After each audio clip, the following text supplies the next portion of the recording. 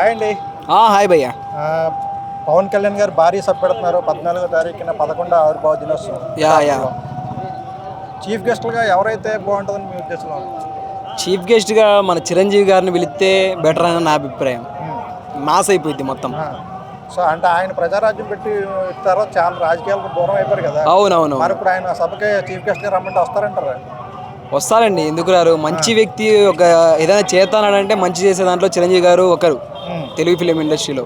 అది సినిమాల పరంగా కావచ్చు, రాజకీయ పరంగా కావచ్చు, ప్రజల దగ్గర ఉండాలని కోరుకుంటాడు కాబట్టి ఎంత దూరమైన వస్తాడని నా అభిప్రాయం. మరి సో అంటే వచ్చే అవకాశం ఎంతవరకు ఉందని మీరు అనుకుంటున్నారంటే ఇస్తారంటారా అసలు, లేకపోతే ఓన్లీ పవన్ కళ్యాణ్ గారు సోలోగానే అంటే గెస్ట్ లేదు లేకుండా ఆయన వస్తారనేది వస్తే బాగుంటుంది అనేది మన అభిప్రాయం.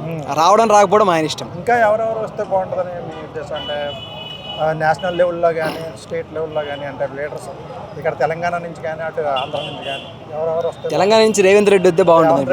అంటారు. అంటే వాళ్ళు కాంగ్రెస్ పార్టీ కదా, వాళ్ళు అసలే కూటమికి వ్యతిరేకం, వాళ్ళు రారు కదా. రావాలని కోరుకుంటాను, అందుకే వ్యతిరేకంగా ఉండాలనే రావాలని కోరుకుంటాను. మరి ఇంకా ఆంధ్ర నుంచి ఎవరైతే బాగుంటుంది? ఆంధ్ర నుంచి చీఫ్ గెస్ట్ చంద్రబాబు నాయుడు గారు అన్న వస్తే బాగుంటుంది. ఆయన అంటే కూటమిలో ఆయన కూడా ఒక భాగమే కదా, ఆయన వస్తే అవకాశం ఉంటుంది అంటారా? ఆయన రావాలి కంపల్సరీ. ఆయన వస్తారు కాబట్టి కంపల్సరీ, కూటమి కాబట్టి కంపల్సరీ రావాలి.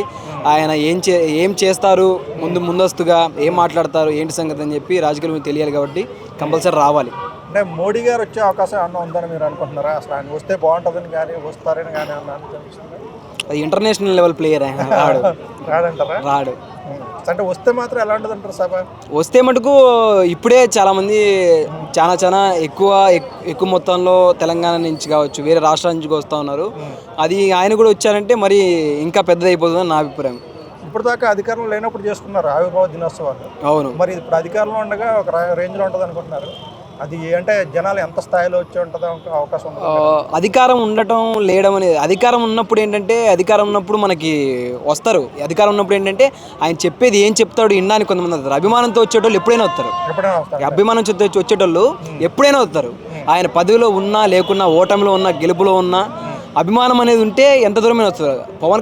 పవర్ స్టార్ పవన్ కళ్యాణ్ గారికి అభిమానులు లక్షల్లో ఉన్నారు, కోట్లలో ఉన్నారు. అధికారంతో సంబంధం లేదంటారు? అధికారంతో సంబంధం లేదు. మంచి వ్యక్తి ఎక్కడున్నా జనాలు ప్రజల్లో ఉండాలని కోరుకుంటారు. అంటే ఇది బాగా ఆయన పట్టున్న ప్రాంతంలో జరుగుతుంది ఇప్పుడు ఆవిర్భావ దినోత్సవం. అవును. అటు సైడ్ బాగా భారీగా ఉంటుంది. సో ఎన్ని లక్షల మంది వచ్చే అవకాశం ఉందని మీరు అనుకుంటున్నారు? మనం ఊహించదగ్గనేది, అది చెప్పలేం. ఆయన పరిపాలనలో లేనప్పుడే చాలామంది వచ్చారు. పరిపాలనలో ఉన్నారంటే దానికి రెట్టింపై అవకాశం ఉంది. సో అంటే ఈసారి ఆయన స్పీచ్ బద్దలైసిపోద్ది అంటారా ఏంటి? ఏమన్నా ఏ వర్డ్ వాడాలంటారు దానికి ఆయన స్పీచ్కి ఈసారి? మాస్ వర్డ్స్ ఏం కాదు కానీ ర్యాంప్లా ఉంటుంది.